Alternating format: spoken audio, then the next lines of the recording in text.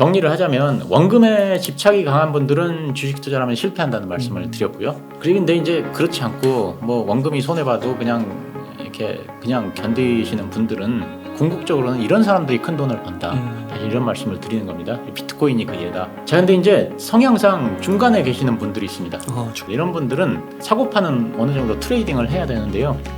한 5일선하고 11선을 이용한 거래를 한번 해보라는 말씀을 이제 드리는데요. 아, 네. 그러면은 대표님, 네. 이런 지금과 같은 때에 네. 자산 투자, 또 자산 투자 가이드라는 책을 써주셨잖아요. 네. 어떻게 해야 할까요? 주식 투자를 해야 되나? 아니면 은행에 맡겨서 네. 예금이자도 높은데 네. 받아야 되나? 보니까 거의 6% 수준이더라고요. 그 저축은행 같은 경우에는.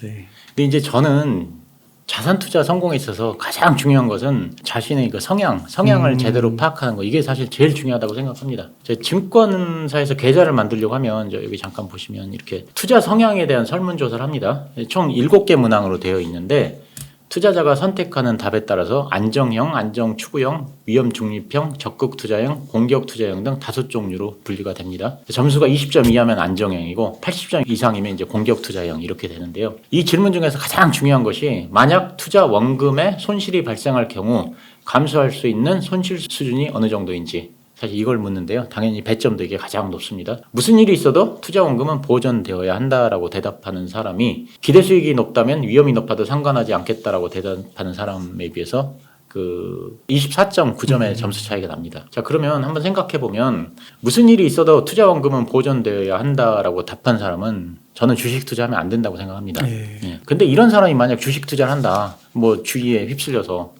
그럼 어떤 일이 발생되냐 하면 한 20%만 손실을 보면 이제 멘붕이 와버립니다. 그래서 또 금년과 같이 종목마다 50%씩 막 떨어지게 되면 이게 일손도 안 잡히고 본업에 지장이 오게 됩니다. 떨어지는 주식 시세를 보면 이게 그냥 우울해지고 사람 만나기도 싫고 짜증나고 그래서 결국은 제 생각에는 한 30% 되면은 어차피 이런 분들은 손절을 해버리게 됩니다. 네. 예. 근데 이런 분들한테 무슨 장기 투자가 어떻고 회사가 회사의 본질 가치가 어떻고 이런 얘기 해봐야 아무 소용도 없는 거거든요.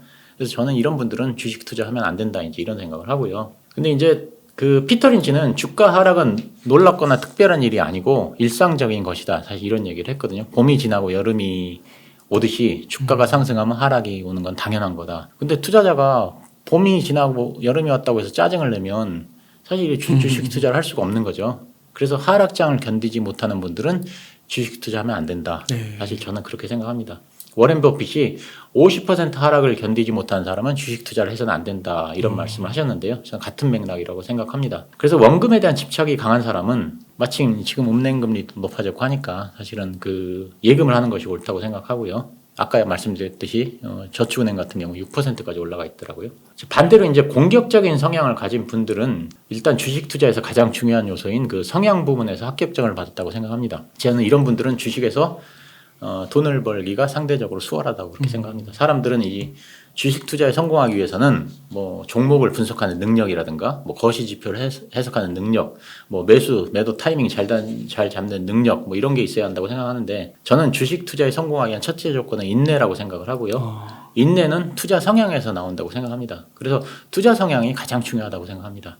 아무리 종목을 분석하는 능력이 뛰어나도 인내하는 능력이 없으면 주식 투자에서 성공하기 어렵다.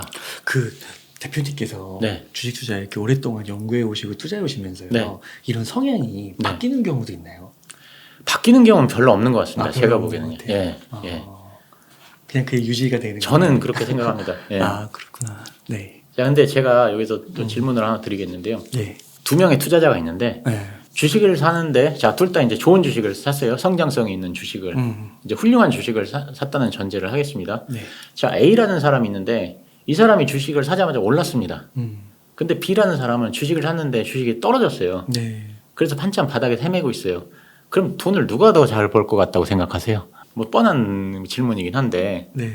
저는 주식을 사자마자 주식이 오른 A보다 주식을 사자마자 떨어진 B가 돈을 더 벌 확률이 훨씬 크다고 생각합니다. 훨씬요? 예, 저는 그렇게 생각합니다. 왜요? 예, 이게 왜 그러냐면 누군가 어떤 종목을 매수했다. 사실 그러면 처음부터 큰 금액으로 몰빵해서 들어가는 경우는 별로 없습니다. 사실은 처음에는 가진 돈의 일부만 들어갑니다.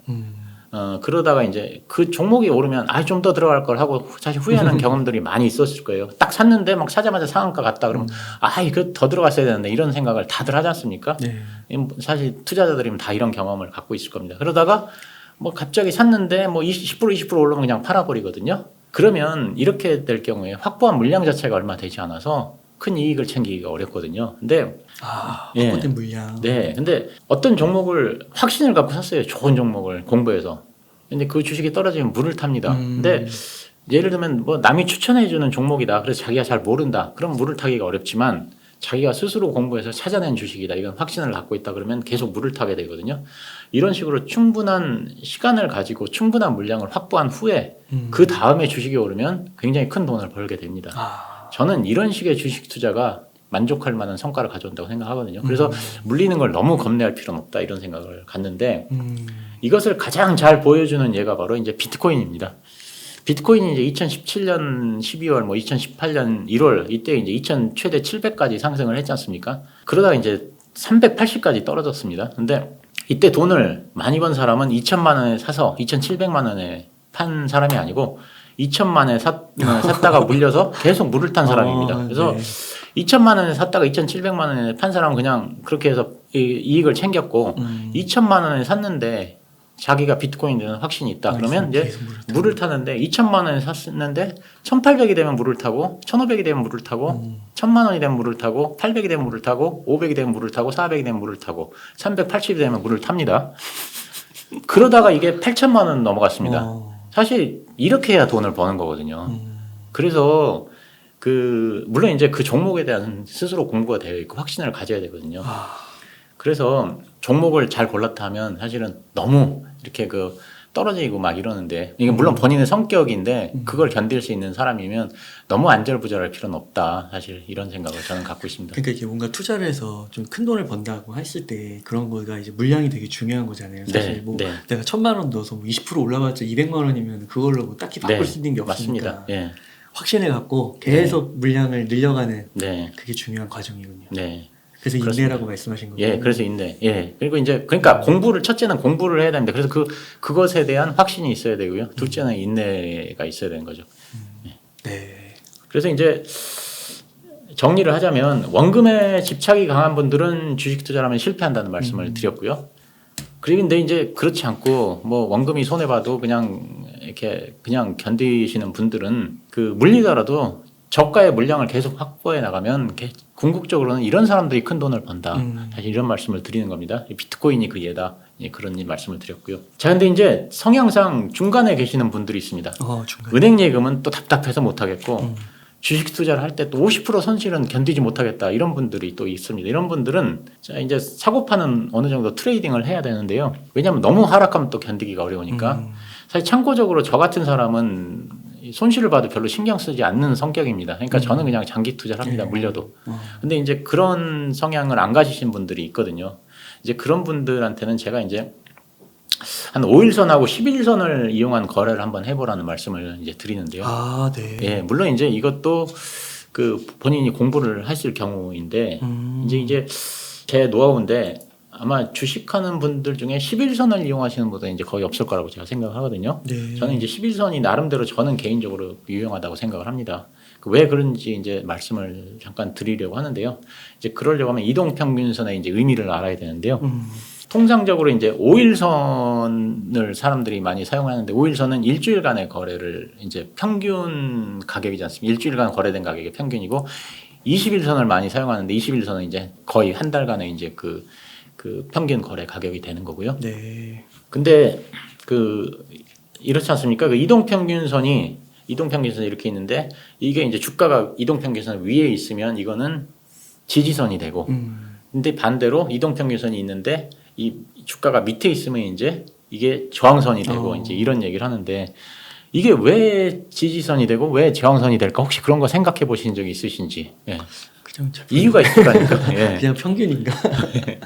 그래서 이제 제가 요거에 대해서 이제 생각을 많이 해봤는데, 제가 이제 예를 들면 5일선이라고 하면 이제 일주일간의 평균을 말한다고 했지 않습니까? 그러면 어떤 사람이 주식을 샀는데 사자마자 이제 주식이 올랐으면 이제 기분이 좋지 않습니까? 네.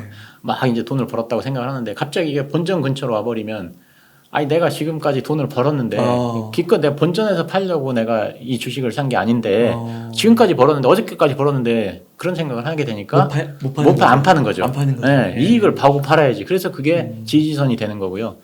이제 주식을 샀는데 곧바로 떨어졌습니다. 그럼 이제 심리가 어떻게 되냐면 아 이거 큰일 났다.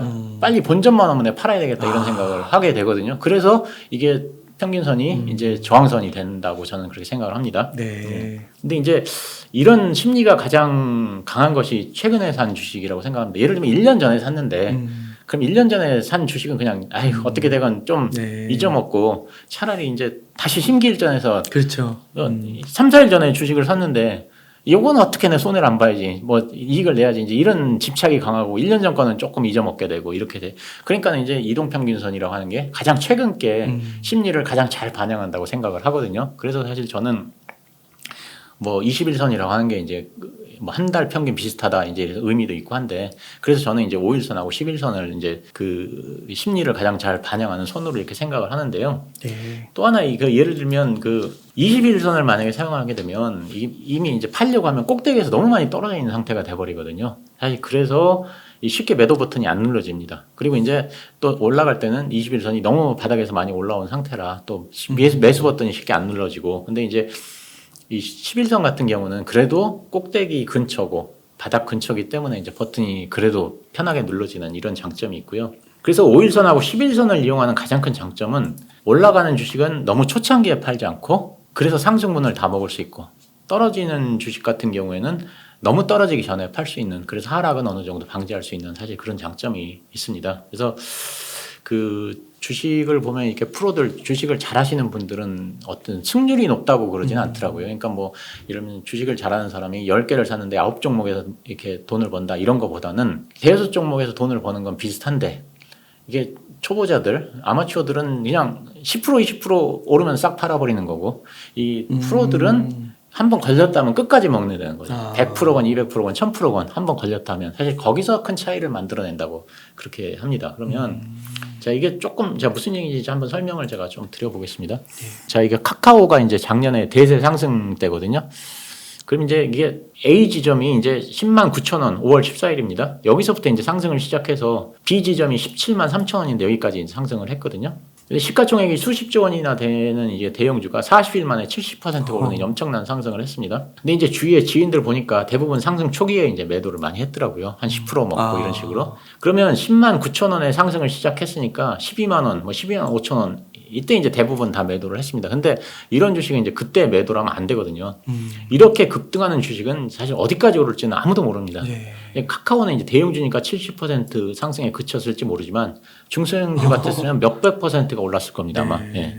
이럴 경우에는 이제 제가 말씀드리는 거는 5일선이 11선을 뚫고 내려올 때까지 버티라는 거죠. 기다리라는 거예요. 그 지점이 C 지점입니다. C. 5일선이 11선을 뚫고 내려올 때까지. 그러면 웬만한 상승분은 거의 다 먹을 수가 있습니다. 가운데 너무 낮게 팔아버리는 우를 그 범하지 않을 수 있고요. 이제 이거는 다 반대로 이제 최근 카카오입니다. 이런 경우에는. 자, 이번에는 이제 그 지금 보시면 카카오 최근의 카카오 움직임인데 5일선이 11선을 뚫고 내려갈 때 팔면은 최근 급락을 피할 수가 있습니다. 즉, 이 D 지점에서 매도를 하게 되면 그러니까 이제 손실을 줄일 수가 있거든요. 그래서 5일선과 11선을 이용하면 많은 이익을 취할 수 있고 손실은 줄일 수 있다. 그래서 이런 말씀을 드리는 거고요. 그래서 매수 매도에 대한 여러 가지 이제 지표들도 있는데 주식 투자는 해야겠고 50%의 손실을 견디지 못하는 사람이라면 이런 방법도 한번 사용해 볼 수 있지 않을까. 그런 말씀을 제가 드립니다. 누구나 아주 간단하게 이용할 수 있는 방법이라 간단히 소개를 드렸습니다. 아, 네. 그 성향이 되게 보수적이신 분부터 공격적이신 분까지 네. 자산 배분을 어떻게 해야 되는지. 예. 그러니까 보면 이게 방송이 되는 거 보면은 뭐 본질 가치가 어쩌고 뭐 기다리면 오른다 하는데 그것도 본인 성향이 맞아야 그러는 맞아요. 거거든요. 기본적으로. 이게 절대 막 못 견디겠는데 그냥 버티라고 하면 버텨지나요? 그게 안 되는 거죠. 그러니까 일단은 첫째는 성향을 먼저 봐야 된다. 그래서 주식 투자에 맞지 않는 성격이면 아예 그냥 하지 마라. 예, 저는 그런 생각을 갖고 있습니다. 그리고 그 워런 버핏이 말했듯이 한 마이너스 50%까지 견딜 수 있는 사람만 주식 투자라고 하셨잖아요. 네. 근데 이제 주식 투자는 하고 싶은데 어느 정도 공격적이긴 한데 거기까지는 못 가겠고 하시는 분들은 이렇게 5일선, 11선에 궁여지책으로 한번 이런 것도 한번 생각해보라. 이거 좋은 방법이면 택하고 뭐 그렇지 않으면 뭐 그냥 무시하면 되는 거니까요. 되게 좋은 것 같습니다. 이번에 이렇게 하락을 맞으면서 그대로 다 때려 맞으신 분들이 많으실 것 같아가지고 네. 이런 거 좀 알아두시고 하면 네. 그때그때 좀 손실을 줄일 수도 있지 않을까. 네네. 네.